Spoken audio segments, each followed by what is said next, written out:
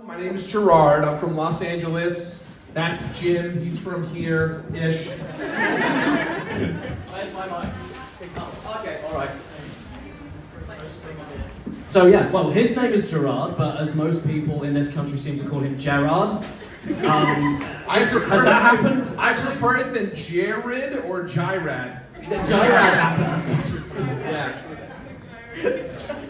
How do you say my name? Me? Yeah. Gerard, like, because that's J-I-R-A-R-D. It's Gerard, like, it's very straightforward. But it's just not a name in this country, so you end up saying Gerard, like, that's just what people do, it's fine. But to me, Gerard still sounds cool, you know, to have Gerard Butler. Exactly. Yeah. So this is the Q&A part of the show before the show. First off, thank you guys for coming. We appreciate you being here. Thank you for buying stuff and hanging out with us. You guys all got your posters and your we're all stickers. Good. We're good. Nice. Stickers. Nice. We also have some additional merch that's outside. You guys can go buy some of that. We didn't bring we brought what was left, because we've been doing this show for some time, so there's not that much, but we know that shipping is a killing for you guys here, so we brought it to you. Hopefully it's affordable, good prices. And if it isn't, it's cheaper than shipping it. So it's true.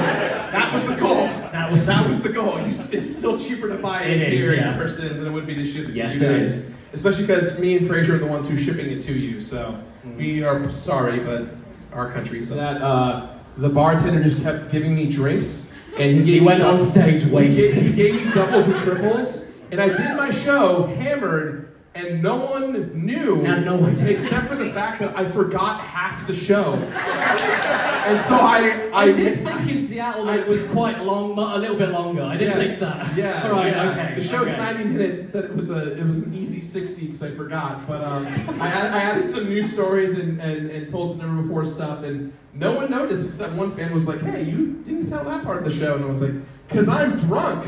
I've been doing this every week for 12 years straight, you know. It's just a dark void that you just keep staring back at yourself, completing a game a week over and over again. What you guys didn't know is that you paid not VIP but personal therapy for Gerard. That's what's happened right now.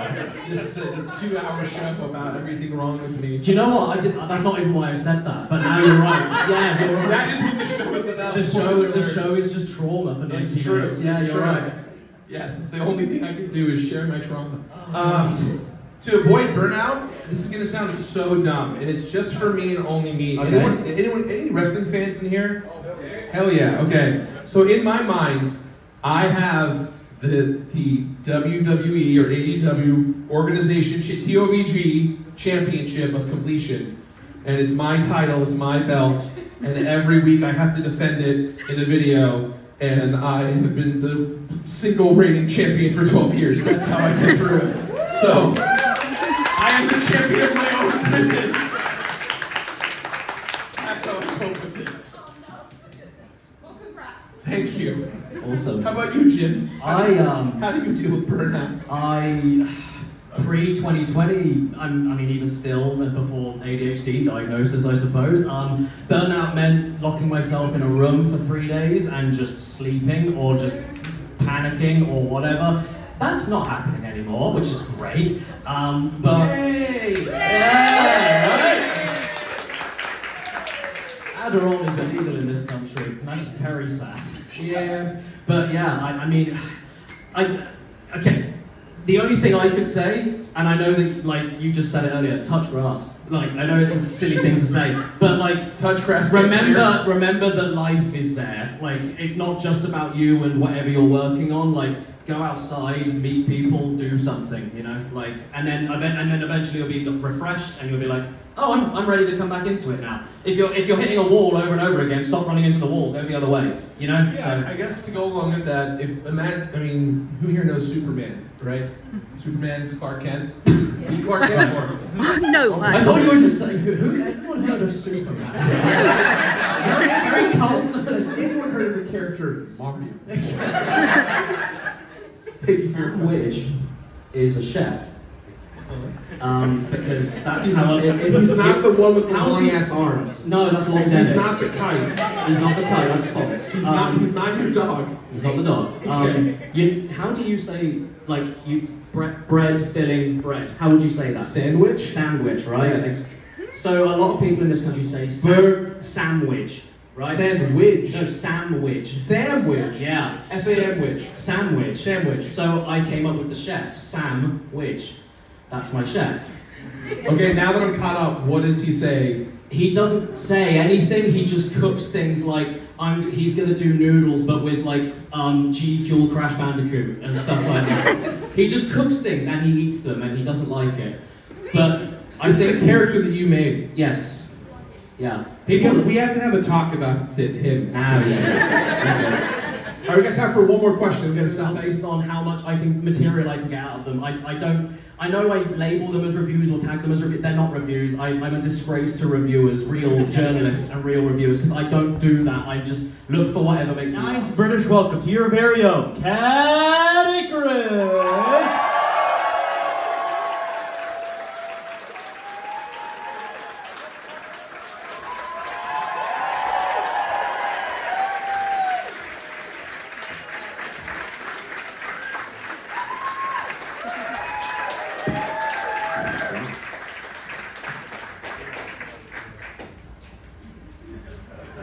That's not me. Look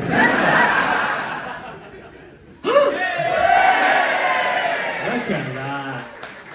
That's me, look at that. Speaking of, before I get into anything, can't get my phone in my pocket, first of all. That needs to get further in there. Give me a sec. There we go. So, I'm sorry my head is a bit of a blur right now, but somebody in the audience, shout out please, but this is relatively new branding for me, this whole claymation thing. And somebody in the audience decided to make a clay version of me. Who was that? Was it Rachel was the name? Was it? Yeah, over there. Thank you so much. That's so kind of you. No one gonna ask how I'm doing? I'm fucking terrified. Oh, wait, can I say fuck? Can we fuck? Can we fuck? No. So for the next part of the show, I'm going to need a volunteer. First of all, before I get into anything, who here doesn't know who I am? Yeah? Thanks, honey. Thank you. Any hands? I can't see anything anyway, but... Okay, so first of all, we tricked you! Because now you're stuck with me, and if you came to see Gerard and you didn't want me tough. So that's the first thing. We've sold you some tickets and now you're stuck with me, so that's good. For anyone who doesn't know, my name is Jim/Caddy, also known as Caddicarus on YouTube, and I make really dumb videos. I don't really know how much to say. They're too long, they're too chaotic, there's no point, there's no through line, there's no character development, there's no nothing, there's not even any review in anything. I talk about games, but as a jumping off point to start putting on like fake silicone arms and the cone head and start running around the forest like Long Dennis, thank you. So that's basically who I am. But I'm the warm-up act for Gerard today, and basically what you're gonna look at it is that like Gerard is the Coca-Cola, and I'm the Pepsi. Nuts. My dad's favourite band was The Clash. I don't get on with my dad, so this is funny. But yeah, so I'm pulling out all the stops tonight. This is very special for me. I've got this here. Believe it or not, this is Supreme, the brand. This is a Supreme shirt, if you can believe it. Yeah, Yoji Yamamoto, I think his name is. He's the artist of the original Tekken trilogy, and he did a collab, a skateboard deck and all sorts. It's hideous, and I dressed myself really well for you tonight. I've even got a Hugo Boss belt on. Where did we go? Yeah, that's the thing. Even earlier today, we started the thing. Me and Gerard, we did a little VIP Q&A, and we did some pictures and stuff. And you meet people. We did 50 VIP stuff earlier, right? So you meet people all the time. You'll be going to Tesco and meet somebody. I've met people in. Twice. We went to Cadbury World one time. Who's done Cadbury World before? Yeah, man. We were there one time. I got recognised twice on that visit. Once by someone that was in the queue behind us for our group, the other one was one of the performers telling the story, and that ruined his whole flow. But that's the thing, it's never anywhere game related, it's always, Argos. It's always somewhere you don't expect anything. Fraser, Argos is a catalogue place where you look at the catalogue and you pick the thing and then you order the thing and they go to the warehouse and give it to you. What's the US equivalent of that? Sears are closed down a long time ago. See, I've heard of Sears. I see. Poor Sears. Poor Sears. But yeah, so that's the thing. You meet people all the time. So the rest of these stories are going to be about bad interactions, just like all of the VIPs. Nah, I'm just kidding. It's fine. Except you.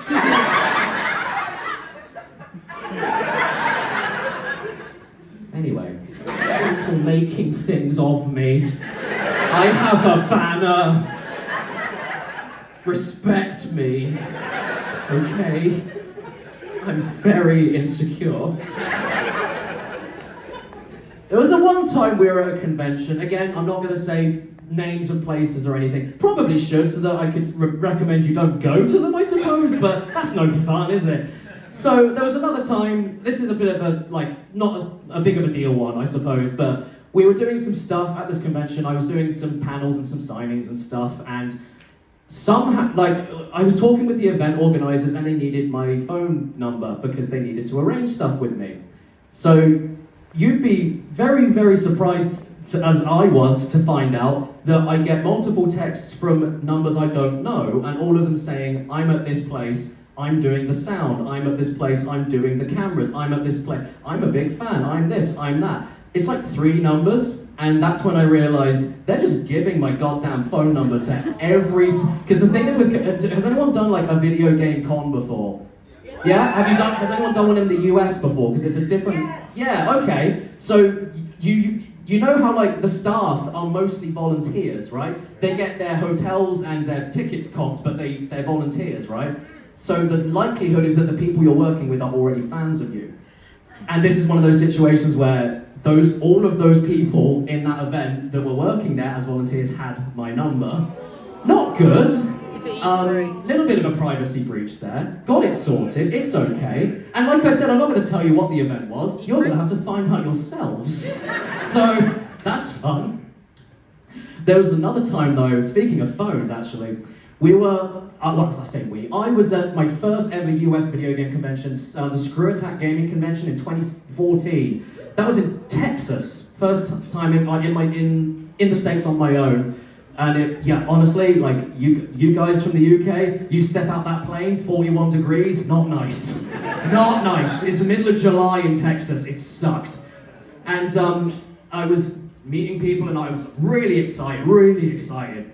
Because it was my first time and I'd never met so many people that were like, I was doing a thing on stage and people were chanting my name, and for the first, it was weird. It was so weird, and it was great and very humbling, and I remember that weekend very fondly. Except this, when I was just going around the stalls on where the marketplace was, and I go up to one of the stalls, and these people that are running the stall know who I am, and I'm like, oh, that's cool, yeah, we get chatting, everything's fine, and then they say, oh, my friend knows who you are, but couldn't be here today. Do you mind, oh no, they didn't say that.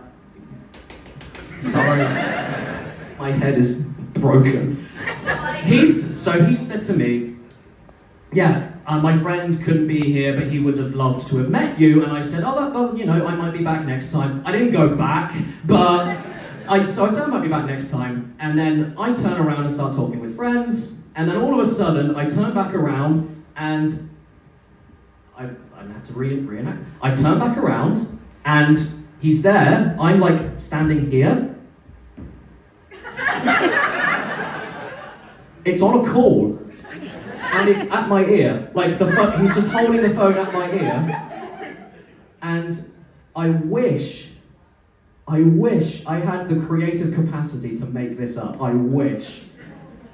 What I heard on the other end, because I was thrown into a situation I couldn't get out of, but what I had was, I was like, oh, okay, I'm doing this now. Hi, how are you? What's your name?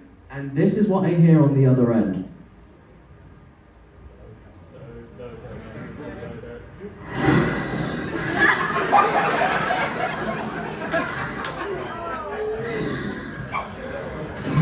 Honey, it's so good to hear your voice.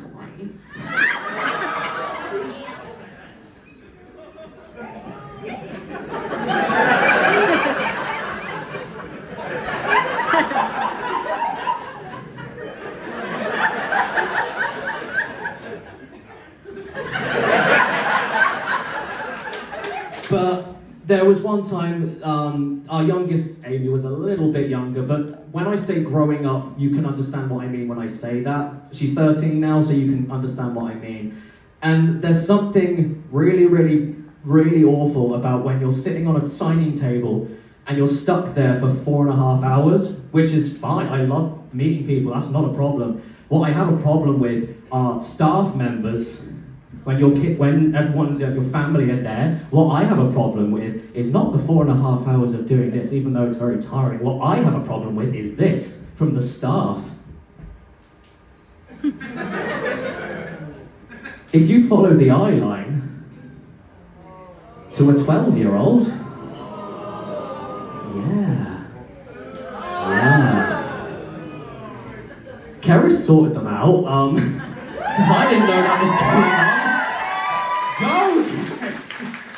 The second to last one I wanted to save in terms of like a story I can immediately remember, because I've got millions of stories like this, but I haven't got enough time to tell them. This is the problem. Gerard's thing is better than mine, and I've only got a few minutes, but I'm kind of narrowing it down. But there was another time, maybe it was the same event, I can't remember. Kids were much younger than that, so it was a time we were doing an event before that incident happened. And it was another instance where they didn't realise I was going to bring this audience, and I had to get everybody out the building, and we ended up outside doing the same kind of row formation thing. And in the middle of all of that happening, a circle forms around me. I get split from my family. And they're okay, they can look after themselves. But I think it was Phoebe, was it? That was worried about me? Who was it? Do you remember, honey? You think it was Phoebe? Yeah. So the middle kid was very worried about my situation and kept on trying to break in through the rows of people to save me. She must have been, what, 10, maybe? It was very adorable, and the sad thing is that she couldn't get to me. But while this was all happening, the eldest was there, and she was maybe 17, 18. She was old enough to look after Amy on her own, who was much younger, probably like 7 years old. And so they stay back while Caddicarus tries to run off and grab Phoebe from the swarms of mice. And so that ends up, so she's separated from the kids, and the youngest one and the eldest one are there. But somebody who I recognised from the panel, because they were very loud and very rude, they were fine, but they just didn't know when to shut it, you know? And they were there, and they were keen-eyed enough to notice I was stuck, the other parent was stuck trying to save the other kid. So she... Hey guys, how are you enjoying the convention? Hey, what's your favourite part of it so far? Oh, do you like it when your stepdad does? That's really great. I'm from this area, so where do you guys live? Oh, you live in England, okay. I'm staying in this hotel. Where are you staying at? What's your room number? Luckily we had Chloe with us, who was old enough to not say anything. Amy probably would have been like, well, I've been taught how to be polite at school, so I'm going to say, I don't know, probably.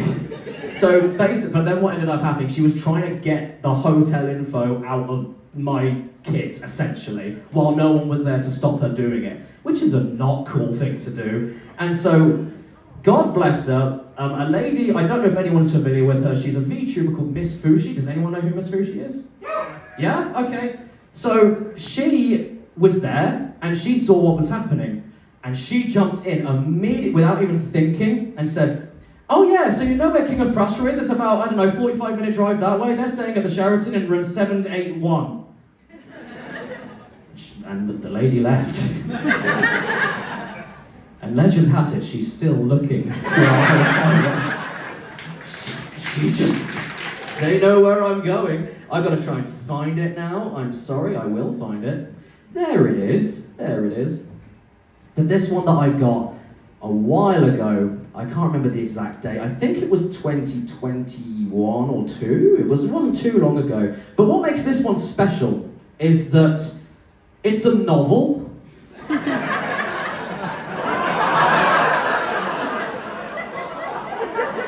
Paragraphed and everything. Signed, I think, by Stephen King. It's definitely something, one of his characters. It's definitely misery inspired to some degree. So I thought I would just close everything off, just so that you understand some of the shit. I've told you some of the shit that we deal with in person, but that's when we go to conventions where the chances are that that's going to happen, and it's just one of the, the byproducts of what you do. It's just one of the hazards of the job, I suppose. But this is sometimes stuff that you can get, and I'm just gonna read it. That's all I'm gonna do. Just so, and you can make your own conclusions. Is this worth it being a YouTuber? Yeah? Oh, you think so? I'm gonna change your fucking mind.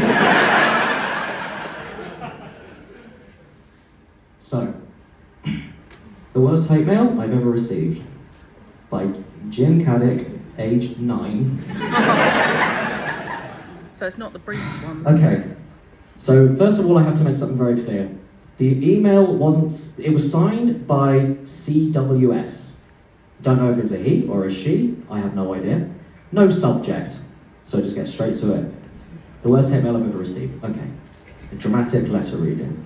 Do we have dramatic lighting, Fraser? Have you got controls of the lights? No? Okay. I will stand in the blue circle. That's good. I don't like the blue circle. I don't like it. I'm going to tell you that this time you maybe don't want to read this at all. And maybe only Keris should read it. But I would respect you a fair amount if you read it.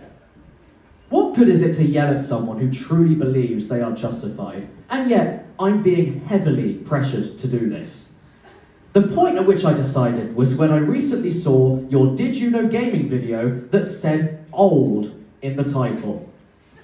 This initially angered me severely. Although I do see that maybe the video is outdated. He's reasonable. My first thought was, why the fuck did those jackasses listen to someone who is clearly having a mental breakdown? Did Caddy threaten them? Even if I turned out to be wrong about this one single point, it still makes me wonder how people like Tom Scar feel about you calling the video that he was featured in old, especially considering that you've said you liked his work. Maybe Tom Scar said it was fine, and even if he did, all caps, nobody knows that. The perspective people have of you is that you're being an asshole. And for no particular reason in this instance. Let's talk about your plans to get more views and how you pursued it.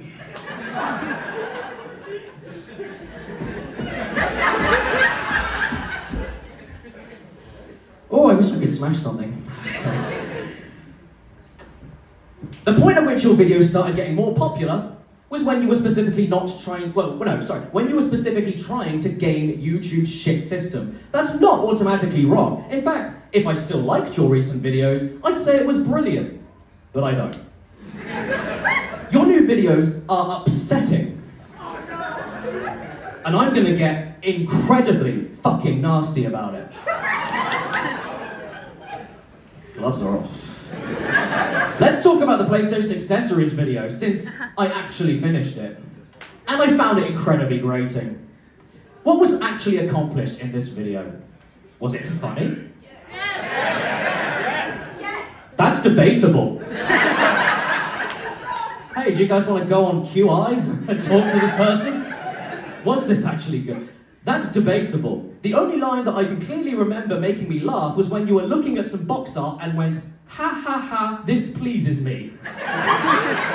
Beyond that, I can't remember anything from the video. I would summarize it as sluggish, offensive, uninformative, and formulaic. Let's go over those briefly. Number 1. You keep cutting to yourself thinking and not saying anything, presumably to pad the video out. And you know damn well that doesn't make the video any better. You've criticised it in Scooby-Doo and the Cyber Chase movie video. Do you think people are too stupid to realise that this is what you're doing? Maybe they are, but you're still wasting your time doing it. Number two. Number two. It's offensive in the sense that you're effectively bragging about all the money you wasted on useless garbage. I'm sorry. Which, given the virus was causing a lot of people to become poor, was in very bad taste.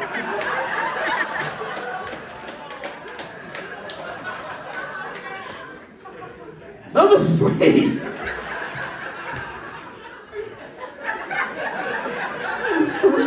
There's more than three.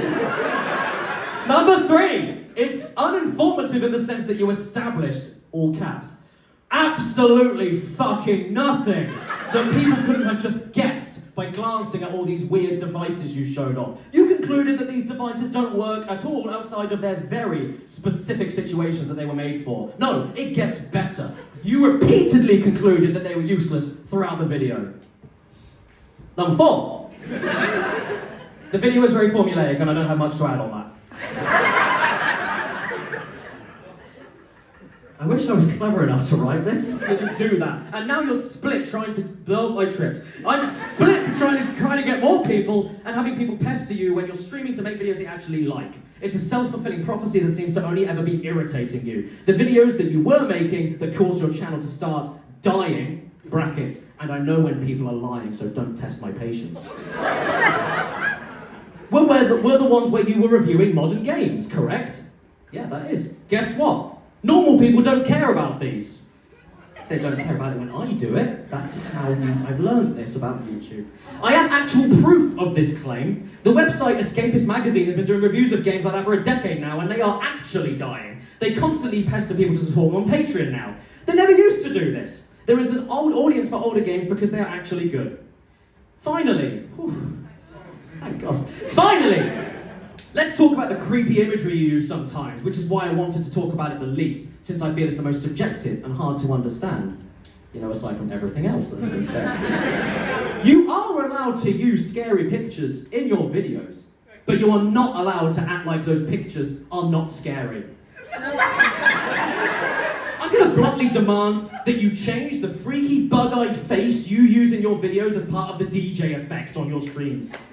Since you clearly have no idea what it actually looks like, I'm going to tell you. It looks like Eratus.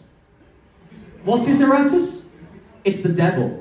The devil is not the red pitchfork, spear, trident wielding guy that people actually envision. It's a freaky, misshapen monster. It's the most stupid and violent creature in existence. You're effectively promoting devil worship.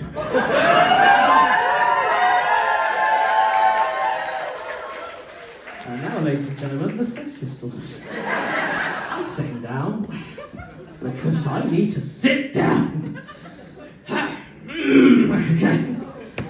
You're effective. Sorry, I said that. Let me reiterate. You can use those scary images, but you're not doing that. You're passing it off like it's normal. And as of this writing, I'm still not. Most of us see the 1 million subscribers you now have as a massive failing on your part. What does he mean? Maybe. Maybe I will become God at one point. Really? Then there was a possibility of other people preventing that from happening, and important messages were not received. I guess what I'm trying to say is, I need proof that you're still seeing anything I'm saying, otherwise I won't bother in the future. Please do. I can take educated guesses to say that you saw my previous 2 emails. I misread that. I thought it... Wait! Who's out It yet, says Breach? 2. I thought it was just previous email. Oh, maybe he was breached. Okay, I haven't got time to find the other one, but that's for the next show. Anyway, Or maybe he so was for anyone who doesn't know, I recently hit 1 million subscribers, and I did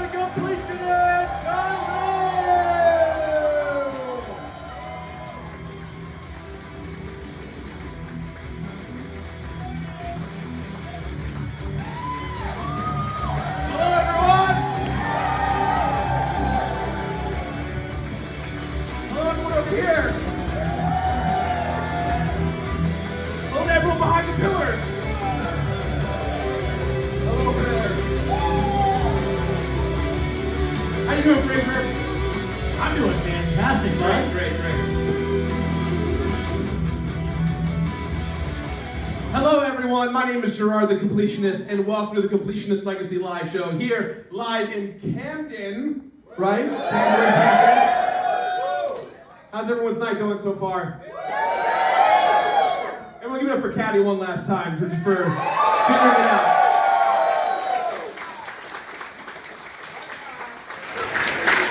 If you use code COMPLETECADDY, you will get 5,000 silver, unlock a random character you've never heard of. We don't receive any of that money, and people still play that fucking game.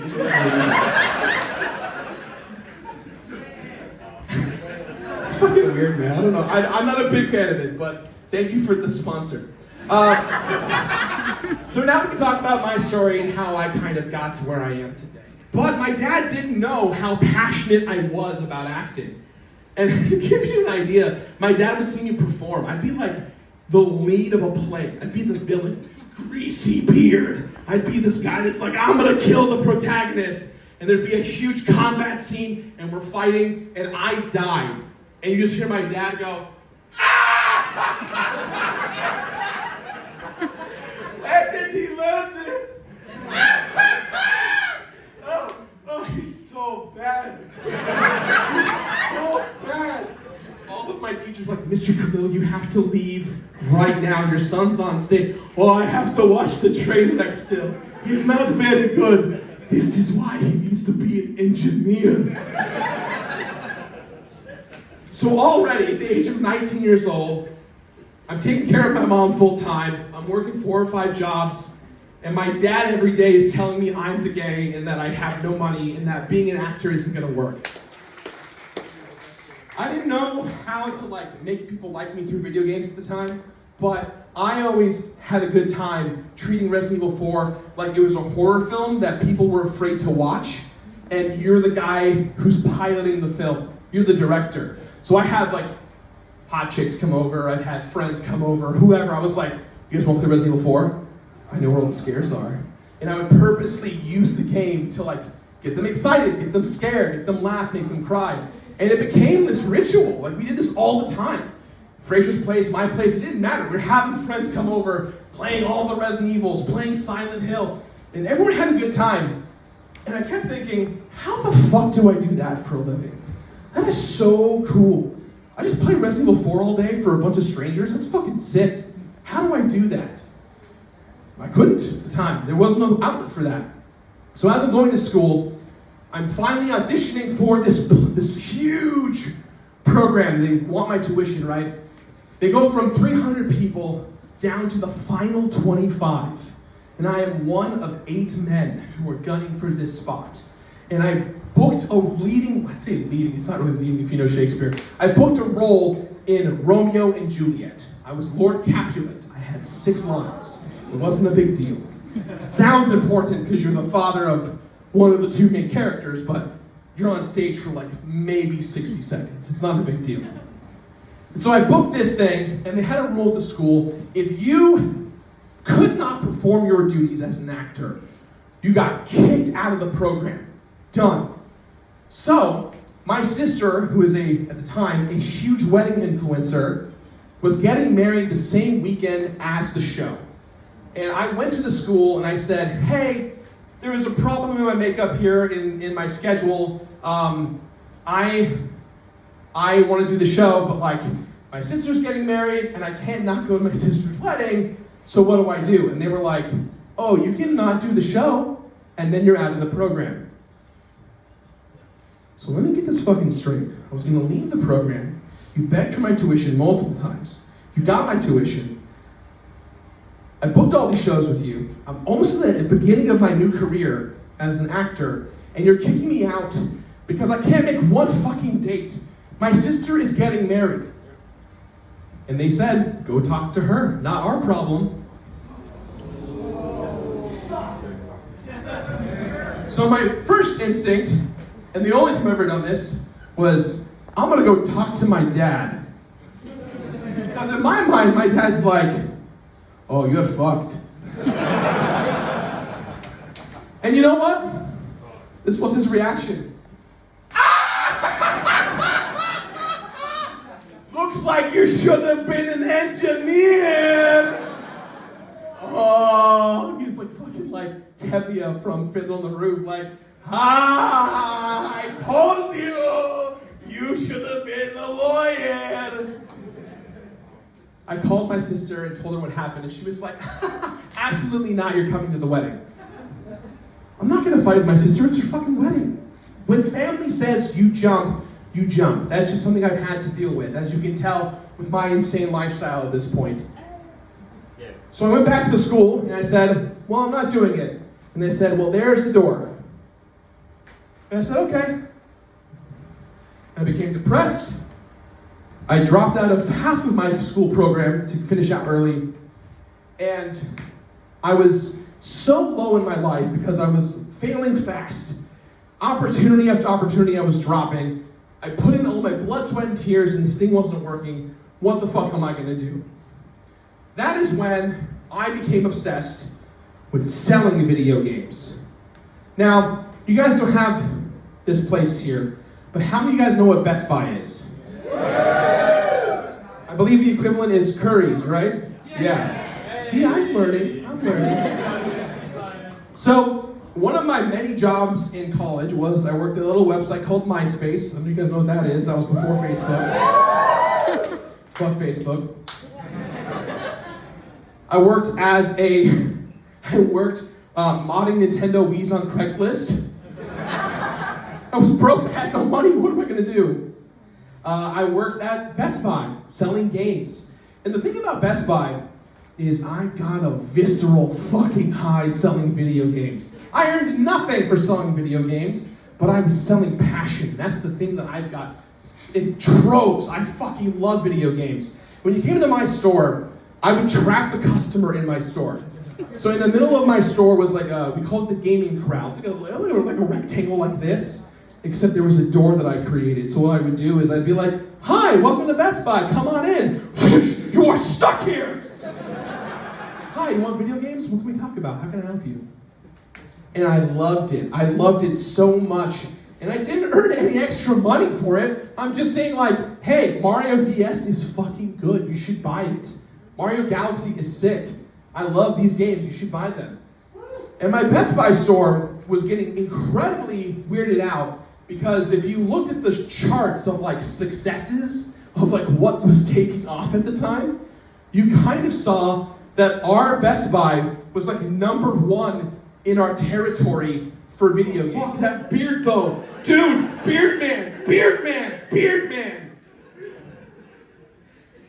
You guys know John went home, right? Like I'm not anyone famous, so I'm gonna turn this off. And the chat said, no, keep playing games.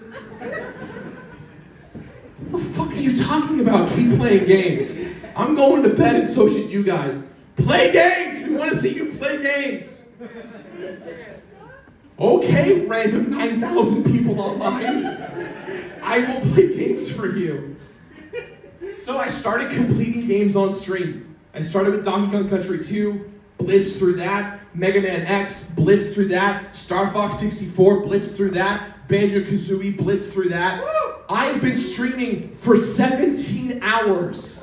I kept going and going and going. And as I was doing this, there was fan art of me, there were Facebook pages of me, there was like music videos of me, people like making OVW or OVAs of like anime and shit with like my face superimposed. I'm still going, I don't know what's happening!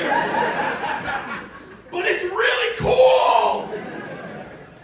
I called out of work because I was blown away at this entire fucking journey. I'm like, what the hell is going on here? The next day at work, I'm walking around like, oh dude, how do I do that?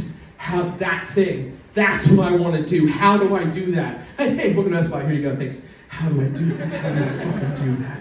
Yeah, here you go, bye, thanks. How the fuck do I do this?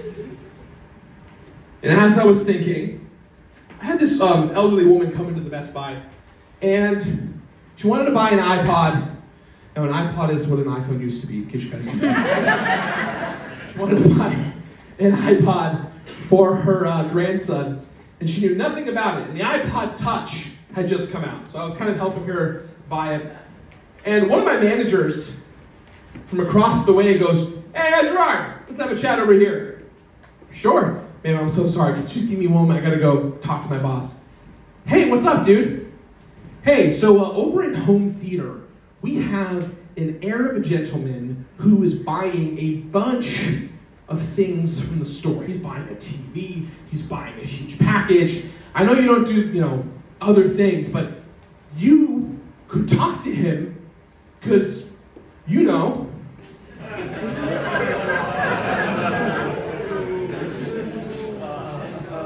What do you mean I know? Well, you're Arab, he's Arab. Does he speak Arabic? Yes, he does. I don't speak Arabic. But you kind of look like a guy who speaks Arabic. Just tell me where you want me." "He's in home theater." "All right. Ma'am, I'll be right back. I gotta go help someone in home theater. I'm so sorry. Pick out some cases. If you have more questions, we'll talk in a bit." So I walk over. "Hey, welcome to Best Buy. I'm Gerard. How can I help you?" I was expecting like a guy like my dad, very bullish, very angry, doesn't speak very good English. And the guy was like, "Hey man, I just want to buy an HDMI cord and go home." "So buy it. Your manager won't let me leave." "You realize you can just fucking go. The door is right there." No, you don't understand. Every time I try to leave, he tries to sell me something. He wants me to commit to this thing. And I do want to get a TV and a new setup, but, I just don't feel comfortable spending this money. So in my mind, one of two things was going down. Either my manager was a fucking idiot, which is true, or this was a secret customer at Best Buy. They kind of do this thing where they send a random person to your store to assess your abilities of how you can take care of a customer. So I tried my usual antics of "Hey, I'm Gerard, I play video games, what do you play?" And none of that worked. And when that didn't work, that told me this guy was just here to buy that fucking HDMI cord. So let's get him out of here. So I said, "Tell me your setup. Here you go. This is what you need. Don't talk to anyone else. Just check out the front of the store, and I'll see you soon. Bye." He goes, "Thanks, man." I go back to the elderly lady. "Hey, ma'am, I'm so sorry about that. Let's get you that iPod." "Oh, thank you. Yeah, let's go ahead." Oh, shit. The corner of my ear, I hear, "Hey, Gerard, why don't you come over here for a second? Why don't you come on over here? I'm so sorry, man. Why don't you come over here? Gerard, could you talk about what happened with the customer who wanted the cord?" I sold him the cord. But that's not what I told you to do. I told you to sell him a TV package. And you didn't sell him the TV package. So what happened? He didn't want to buy a $5,000 TV and a PlayStation 3. What more do you want? He wanted to buy a $10 cord. Yeah, that's not going to work with me. So have him in the waiting room over there. Can you go talk to him one more time and sell him the package? Poor guy. Sure. "Ma'am, I'm so sorry. I will be right back." All right, let's fucking go. I go over there. "Hey man, what's going on?" "I just want to go home, dude. I'm not having a good time." "Yeah, you don't want the TV, right?" He's like, "I don't want anything but the cord. Your manager's being really insensitive, and I'm trying not to cause a scene. And I think he thinks I speak Arabic, and I do, but it's very weird." He goes, "I get it." So I had an idea. I was like, "You know what? Let's go do this. Follow me." So we walk to the back of the store where there's an extra register, and I pull out a bottle of water from underneath, and I basically sold the guy the cable and the bottle of water, and then when I sold it to him, I reprinted the receipt, but I hit the command to make the receipt look really fucking long. So it looked like I sold him $5,000 maybe worth of crazy shit. He's not gonna check. I did my job. There we go. Here you go, sir. Look at my receipt, motherfucker. We're good. Thank you very much. Let's go take care of you and your iPod Touch. Oh, thank you. I want to get out of here. I'm so sorry, man. Hey, Gerard.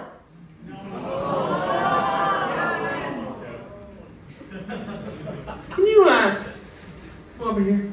Come over here. Ma'am, I'm so sorry. I have to go talk to this guy. Uh-huh. What's up, man? Gerard, we gotta talk about your attitude for a second. Why didn't you listen to me? Well, he didn't want to fucking buy the TV, so he didn't buy the TV. What more do you want? Alright, let me tell you how this works, Gerard. I am the manager of the store, which means I'm your fucking boss. And I don't give a shit where you come from, you spoiled brat piece of shit. In that moment, I felt the rage of everything in my life turn on for the first time. It was like I was Sonic in the Chaos Emerald. I just fucking went into overdrive. Every single thing I thought about, my mom's illness, me getting kicked out of theater school, not getting this job at Best Buy corporate, and now I'm fucking stuck here listening to this schmuck tell me how to fucking sell a goddamn TV to a customer who doesn't want it. And he called me a fucking spoiled brat. He called the son of an immigrant, someone who grew up poor, who worked his whole fucking life. My dad worked his ass off to build an empire and to become successful and to teach his kids to become successful and appreciate money and how to take care of family. And this motherfucker who doesn't know me calls me a spoiled brat. You fucked up, guy. Ma'am, I am so sorry about your iPod. Will you give me a moment? Hey, go fuck yourself, I quit.